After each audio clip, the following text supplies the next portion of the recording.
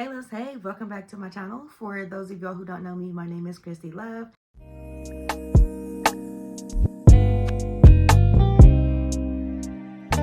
So I wanted to share my journey on YouTube. I wanted to just talk about it. I wanted to get it off of my chest. I just really wanted to voice how I feel. And it's crazy because I was watching my girl, Junior, I think that's how you pronounce it. I'll put it on the screen so you guys can see it. And she was talking about how, like, she's doing Vlogmas and how she's posting every single day and how she's losing followers. And then she began to talk about how, she's okay with the fact that she's losing followers because, she firmly believes in alignment, and those who are meant to be there for her will either eventually come, or it will just, her community will begin to grow. Well, I began to think, because I remember when December first approached and when YouTube people, the creators, were first start talking about Vlogmas. You guys, I was so amped. I really wanted to do it, and then it was just something in me that was like telling me that I couldn't do it, because y'all, I have a thing with consistency. Like, I'm consistent without a deadline, or, well, I guess the issue is not like consistency, it's with deadlines or the obligation of having to do something. It's like, to me, if I don't put a label on it, then I can do it. It's just like whenever you get ready to like diet or like meal prep. Like, for me, if I don't put a label on it, then I can just breeze through it. I can just go through the motion, do all the things, and just do what's necessary, right? But if I were to put a label on it, then for some reason, like, that's when I become inconsistent. I don't know if it's like the stressors, the worries, or the fears. But when I began to create videos for Vlogmas, I realized that whenever I would post the video, I wouldn't like create any Vlogmas like titles, or like I didn't even like create like a Vlogmas like intro. And I love creating intros and stuff like that. And I noticed this time around, I was like, this is crazy, because I'm making all of these videos and I've been posting more often than like how I have been posting. So it's crazy, because I'm like, why am I not doing Vlogmas? And every single time I think about it, like, I feel like I want to kick myself in the butt, because we're now 2 weeks into December, and I'm like, I still haven't even like started the Vlogmas stuff. I even when I started to like order Christmas gifts and stuff like that, I'll record the footage, but I never like posted the video and stuff. So I don't know what I'm doing with that. It's just kind of crazy. But today I decided that I was going to get that footage and, post everything. I even made some videos on today. I don't know. I'm just trying to get it all together. So back to what I was saying. I was watching my girl, Junior, and she was talking about how, like, it's trending on TikTok to ask ChatGPT like personal questions. Like, even though it's AI, they're asking like ChatGPT a specific question, and I actually put it on here. Let me scroll back up for a second. So the question is, what is my hidden narrative and one thing that I never express? So I went ahead and keyed that into my ChatGPT, and I actually have the pro version. I paid $20 for the pro version because I use it a lot with my digital products that I'm working on. So me and ChatGPT, like, literally ever since they advertised it, I've been like using this thing. So like, I feel like it knows me and I know it, because the way that you build your ChatGPT, it molds it to like almost, well, I don't want to say think like you, but you can kind of mold it to your likes and dislikes. Let's put it like that. I don't want to say AI is thinking like me, so I'm gonna say it's you can mold it to know your likes and dislikes. Okay, so back to the question. What is my hidden narrative and one thing that I never expressed?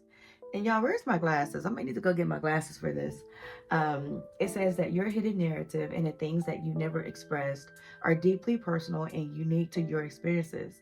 However, a hidden narrative often reflects the internal story we tell ourselves, something unspoken, but that shapes how we view the world, our relationships, and our potential. It might revolve around unvoiced insecurities, unfulfilled dreams, or even unrealized strengths. One thing many people never express could be their fear of failure or inadequacy.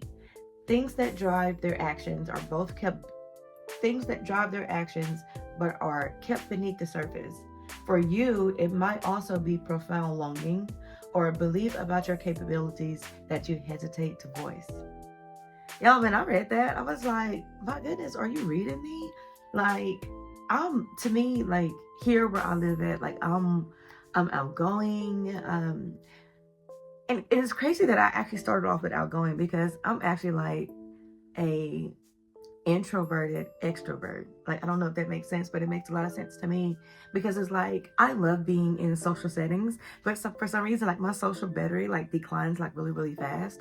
So like during the midst of being in a social gathering, I would actually want to be by myself. Like I want to be in the room with people. I want to be invited, but I don't want to like, I don't know. I can't be there for too long. And I really think it's because of like past traumatic, like personal relationships that I've had with people. I've had a lot of friends to like burn me in the past. And I've always been the person to like keep my head up. I'm always smiling. I'm always like turning the cheek. And sometimes you just need to just get down with the get down. And I was just never one of those people that did that. I always just, prayed about it, let it go in one ear out the other. If it was a conversation or something that needs to be said, I'll say it, of course. But however, I pray myself through a lot of situations. And a lot of times I feel like those situations are unresolved. But on the other side of it, I'm like, you know what? I gave it to the Lord. It is resolved. But the other side with the bad Kermit is like, girl, you should have said this. But I don't know, those thoughts just kind of like ring in my head like time to time of like different situations and things like that. So it's like when I meet like new people, I'm always like skeptical. Like I'm very open. Like don't confuse it. I'm very open. I'm not judgmental or anything like that. But however, it's that fear. And when I was reading this, I was like, oh my goodness. So it says, for you, it might also be a profound longing or a belief about your capabilities that you hesitate to voice. And it's crazy because, as a lot of times in these friendships or just any relationships that I be with any person, I'm always like, not so much as like doubting myself, but I'm the kind of person I want everybody to win. And sometimes I put people in front of me, and I help build them. Like I'm always like giving all my energy to help build other people. And when that energy doesn't get reciprocated back, I'll say it's two parts, okay? So when that energy doesn't get reciprocated back, I feel some kind of way. But on the other end of it, I know that I have to fill my own cup. I can't rely on other people to fill my cup for me. I pray to God. God gives me the steps that I need. God gives me the reassurance. God gives me everything that I need. So I'm able to fill my cup with God's love. So it's that part of the flesh to where I am hoping and praying that man would give me that same love that God gives me. It's just not just, okay? You can't get that from people. But anyway, before I start battling. Okay, so it says, if you like, I can help you explore this further through reflection questions or prompts to uncover what might be hidden in your narrative. Let me know. So I asked them another prompt. I said, why do you think that I hesitate to voice it? It said the hesitation to voice something deeply, personally, often comes from a mix of fear and vulnerability. Here are a few potential reasons that you might hesitate. So it doesn't like really just personalize it for you, but it does give you like some bullet points of what may, like some potential reasons.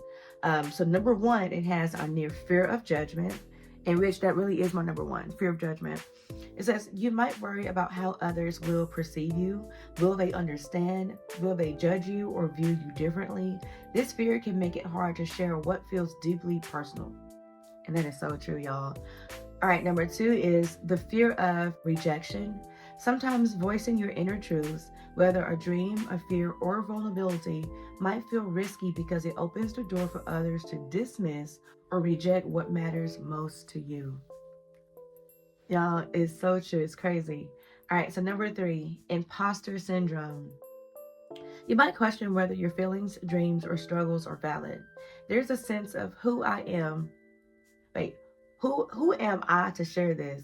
Or what if I am not enough? Oh, that is crazy.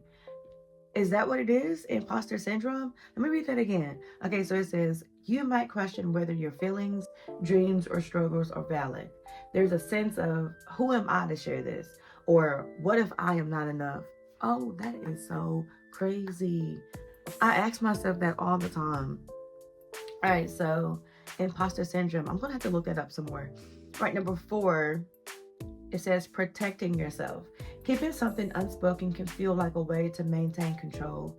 Once you voice it, it becomes real, and there's a risk that it might not turn out as you hope or that others might misunderstand it. Number 5, uncertainty about how to articulate it. Oh, that's definitely it. Yo, you know what's crazy? Like, I'm an excellent writer. Like, I can write. Like, when I was in college, like, it was nothing for me to just come up with an essay. Like, they'll say, okay, we need XYZ amount of words. I'll get on there and just type. I'm a beautiful writer, all right? And an amazing reader, okay? I can write, I can read. But however, when it comes to formulating my own words, like expressing myself, like, to me, I don't have a hard time doing that, but it's like my mouth don't convey the words that's necessary. It's like in my brain, I have all of this knowledge, all of these words, all of these things to say. Like if I were to take a moment to write it down, I'll be a-okay. But if I'm like speaking about it or like talking to somebody about it, like, I don't know, it's just my words don't articulate what like what my mind is thinking. And I think where that actually like stems from is like when I was younger, you guys, like I used to stutter like really badly. Like I had a lot of siblings. It was just, this was back when like a community was actually like a community. Like it was always people around. It was always just so much going on. And I don't know, I just really remember, being younger and never really being able to like voice my opinion or like voice how I feel. And now that I'm older, it's like I struggle in that area. So while I was growing up, because I knew like I had like a speech problem, I really worked on that. So it's crazy when I tell people this and they're like, you speak so clearly. Yeah, but the moment that I think about it, that's when I began to stutter. That's when I began to like stumble over my words and stuff like that. You guys will see, because it's occasionally like right now it's a trigger, so it'll start happening. But I'm gonna get back to this, okay? So yes, I definitely believe that an uncertainty about how to articulate it is like one of my top 5. So it says sometimes the hesitation comes because you're not entirely sure how to put your feelings or desires into words. It's a process to figure out how to express what's in your heart. So true. All right, and then the last one, it says number 6, fear of change. Speaking something aloud, especially a hidden dream or desire, might require you to take action that can feel intimidating. It's safer to keep it inside than to risk stepping into the unknown. Oh, wow. I don't know if that's one of mine. It could be. And the only reason why I say that's because I normally don't have a fear of change. Like I normally just kind of like roll with it. But reading that, I can see how that could potentially be one of like my thoughts in the beginning. Like fear of change in the beginning. Because with me, I don't mind change. It may be like some of my initial thoughts, and that's okay, because you're supposed to weigh your pros and your cons. And if fear is one of the things, then that's okay. That's something that you can work through. And then last but not leastly, it gave some words of encouragement. It says, hesitation doesn't mean that you're wrong to feel what you do. In fact, the things we hesitate to voice are often the things most worth sharing. When you're ready, taking small steps to share in a safe space, like with a trusted friend or a supportive community, can be freeing and affirming. If you like, I can help you craft a reflection or a way to explore your feelings further. And it gave me a cute yellow heart. Oh my goodness. I'm actually going to, like later, like off this video, I'm going to ask it some more questions. We're going to get this together. Y'all, this was amazing, and it was actually very amazing to share this with you guys, because I was capable of sharing like some of my like vulnerable like thoughts, and just to be vulnerable. This is crazy. I think I liked it. Anyway, we're already 15 minutes in. I don't want to make this like a super long video. I really just wanted to share this with you guys because when she was talking about hers, Janor, but she was talking about hers, y'all, like it was literally about to make her cry. And it's not about to make me cry or anything like that, but I really feel emotional, like emotional, just really just thinking about it because like I'm digging into areas to where I never really thought about for myself. Like I think about my emotions and how I feel, and I also do like daily check-ins because I like to journal and stuff like that. And I actually create journals. I actually create journals with like different prompts and things like that. And that's actually why it's triggering me to ask more questions because I'm gonna use some of this. This is really good and it's really deep and it helps you to like really delve into um, your innermost thoughts. And that's crazy. That imposter syndrome, when they talked about that, I'm definitely going to look into that a little bit more. But like I mentioned, I don't want to make this a really long video. I just wanted to come and share this with you guys. And actually, this wasn't even the video that I really wanted to share. Um, I was going to talk about something different, but once I got involved with that, it kind of just took me to a different level. So I'm going to go ahead and share this with you guys because I do want to start opening up and sharing a lot more about myself with you guys. So I'm going to go ahead and post this. And then I'm going to get my Christmas video together because I got my Christmas tree in, you guys, and I got a gift that I wanted to share with my husband, but I'm going to put that on a separate video. And I have a couple other things too that I'm actually going to dig into my gallery and like pull out because y'all, I'm so behind on editing and like posting videos and stuff like that. I just have so much in my phone that I need to get out and like share with you guys. So thank you guys for sticking with me to the very end of this video. I hope that you were capable of getting something out of this because I most definitely was, and I never really thought that I would have, but that was an amazing experience with ChatGPT, and I hope that you guys enjoyed it too. So if you guys liked it here, go ahead and subscribe to this channel and become a part of the community. Thank you guys so much again for sharing this journey along with me. I just really appreciate you guys. All right, so y'all have an amazing day. All right, bye.